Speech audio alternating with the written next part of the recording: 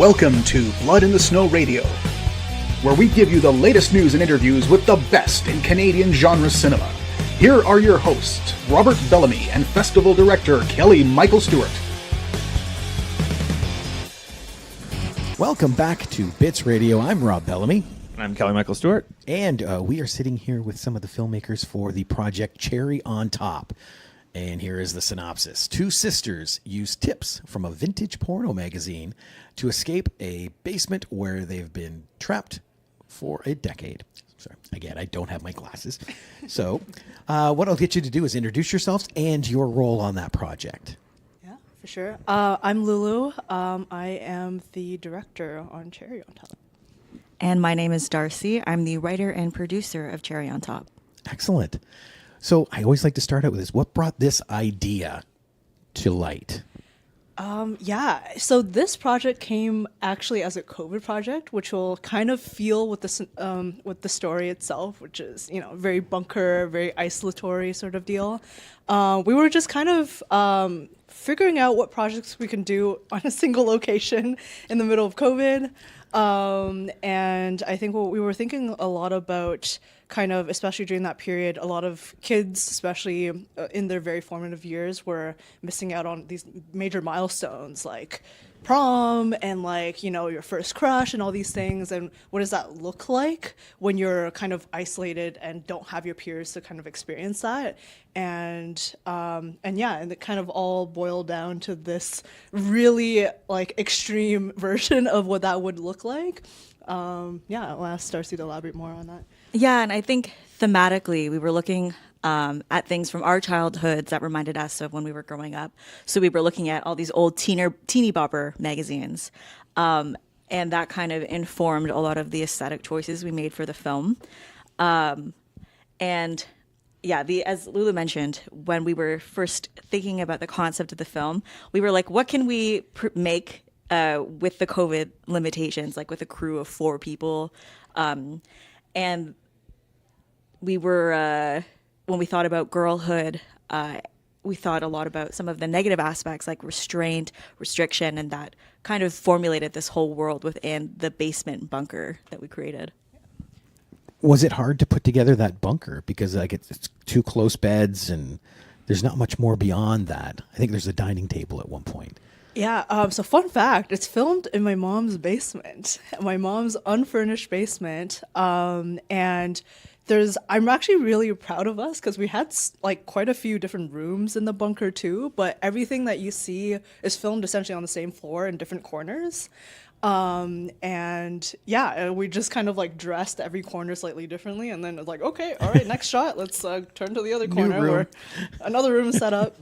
So that was quite fun. And another really strange fun fact I found out later, there was, I forget her name, but there was this girl who had a really super helicopter parents. She ended up murdering her parents. This was up in Markham. I think there's a documentary up on her now. We found out after the film that it actually happened down the street from where we were. And so it was a weird, whoa. We were kind of making a story that was... That's on. I think I've seen that. That's on Netflix. On Netflix, yeah. yeah. I've seen that. Yeah. So I guess we were subconsciously inspired, maybe a little bit by her. By that, restraint and stuff like that. So that was really spooky to find out afterwards that happened down the street. Oh wow! Wow. Yeah. That's wild. Yeah. Oh no! Especially when you're filming in a basement too. Nothing desolate like a basement. Yeah. It was a little spooky. Yeah. I think it was better for us not to have known that happened down the street, because it happened 15 years ago from when we shot, but to know that someone was filming a short film kind of in similar vein and similar themes 15 years later is kind of spooky to think about, but yeah.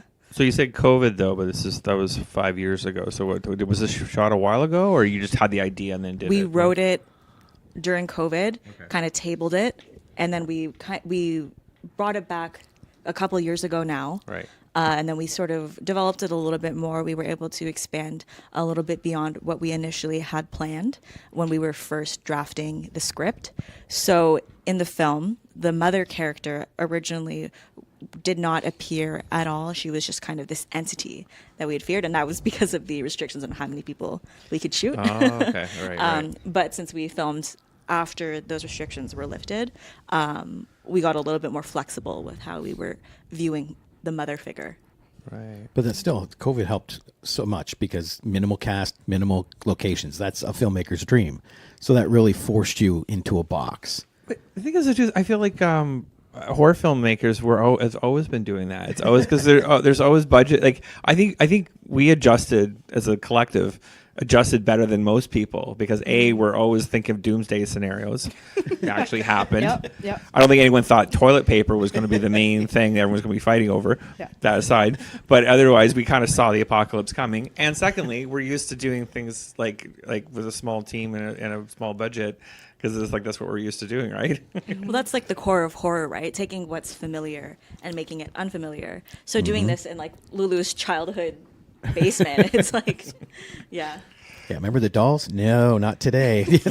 I mean, we were able to use some of my toys, like my plushies from when I was younger too. It was a weird, it was definitely a bit strange for me. But at the same time, that basement has always been a little spooky. It was never finished. And yeah, so it worked out. It worked out for us. Where did you find your cast? On Facebook. We put out a casting call, and the two actors that we chose for the two leads, they just kind of embodied that teeny bopper girlhood vibe that we were looking for.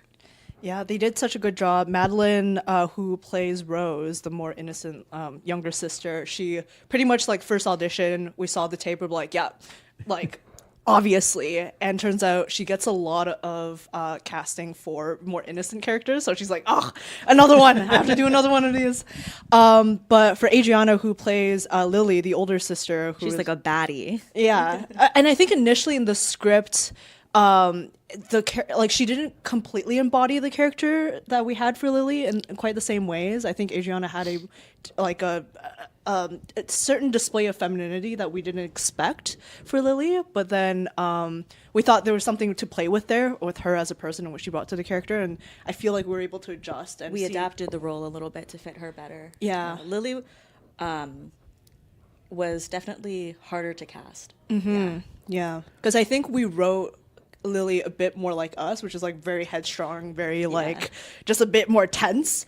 And Adriana ended up bringing a sense of Lily that was more like a older role model and someone you would see in these teeny bopper magazines and be like, hey, that's a sense of girlhood that I would want to grow up to be. And I thought that was something really interesting. And yeah, and it ended up playing out really, really well. They had really great chemistry on screen and off screen. So yeah. It's actually cool you can roll with that because sometimes actors will bring something you never thought was in that character. And the way you guys sounded like you rolled with it made it perfect for the film. Because, I thought she was a great role model in that position. Mm-hmm. Mm-hmm. Madeline and Adriana did think a lot about their roles and how they would feel as their characters. And Lulu did a great job facilitating that. She, you had kind of little mini workshops with them, right? To have them journal. You maybe talk more about that. I thought that was a really cool exercise. Yeah, I mean, it was honestly my first time kind of directing.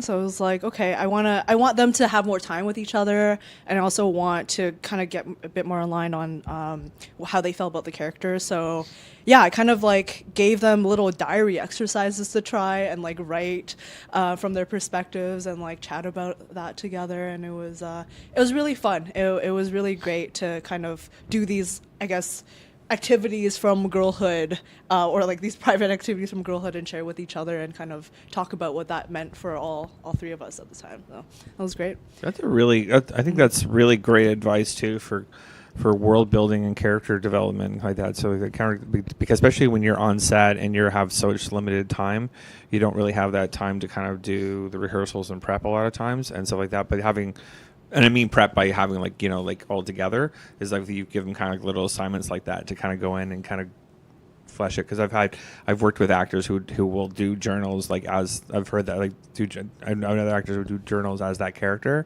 and that was their prep for the role that we have for a film I made and kind of like that. And it's interesting to see that, and it really does a lot. Oh, big time. And it gets to the fact too that normally with a lot of these short films, people either volunteer their times or it's minimal pay. So you literally have them for 2 hours while they're on set. That's what I mean. Yeah, so be able to work beyond that. That's perfect. Yeah, I mean, for an unpaid gig, everyone did give us a lot of their time. Yeah. We do really appreciate how much work everyone, cast and crew, put into the project.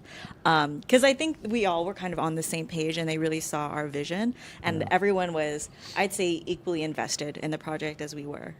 Well, that's the thing we find too, is that talking to filmmakers at the festivals, is these are passion projects, right? And they know there's no monetary gain that they're going to miss out on or something like that. And so they're, so it's like, and if you can get people excited about your project and excited about the art that you're doing, it's amazing how people will step up and put in their time and like that. I think that artistic and passion currency is more important than even anything financial. Oh, big time.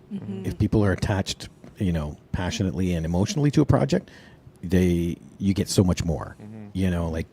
It seems so much better, I guess I should say. Yeah. I like to highlight that, majority of our crew and obviously our cast were all women. And so it was very easy pitching this project to women and kind of getting the cheekiness of like, oh, you remember that kind of that period of our lives, and revisiting that all together. I think that not inside joke, but kind of like that kind of shared experience really bonded us. And I think, it was just a really great set, really great group, and I hope we can do a project with them again because it's just really fun. Although Darcy and I were pretty stressed, but that's just how it is. If you look at our behind-the-scenes photos, our faces, no smiles in sight. We were so stressed. But everybody else, I hope, was having a blast. Right. So. Well, then let me ask you: is this just a picture in a bigger project, or is this just a standalone little story? So it is a standalone story. As of right now, the initial script is actually much longer. We cut it down a lot for it to become a short. I think there is a possibility to kind of expand on the story that we wrote in the world. But after making it, I think we were satisfied with how it ended. We kind of like how it was a bit more of an open ending and people can kind of interpret how the girls felt after killing their mother and what they do afterwards. We kind of experimented with the ending and how we wanted to portray that, and we felt just leaving it in the basement was the best way to do that. We wanted it to be a little bit ambiguous so people can interpret or take what they want from the film. Yeah. We did shoot a little end sequence of there was like an abandoned house out like near our neighborhood, and we shot that, and that was going to be the ending shot. But then seeing that in edit, it just didn't make so much sense, and also kind of from the feedback from our friends, it's like, kind of just nice to just have like left it at the basement. I don't think we need to introduce that kind of context. I'm glad you're brave enough to kind of like.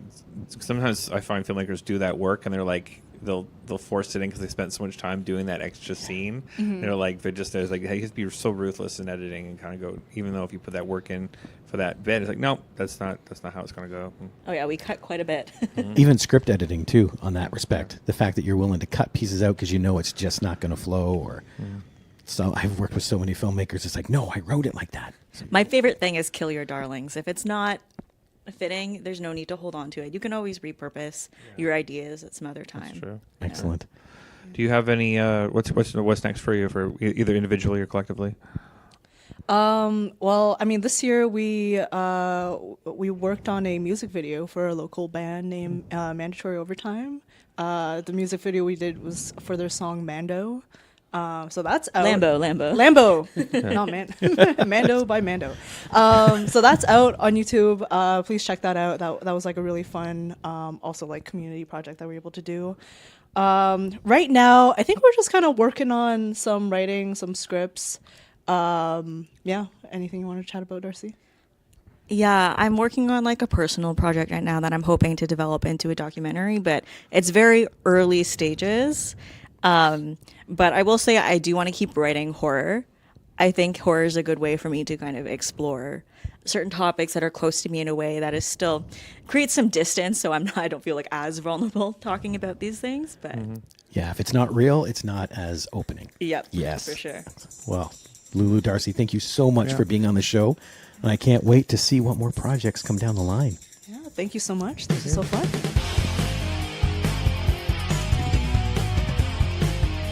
Join us next time for Blood in the Snow Radio.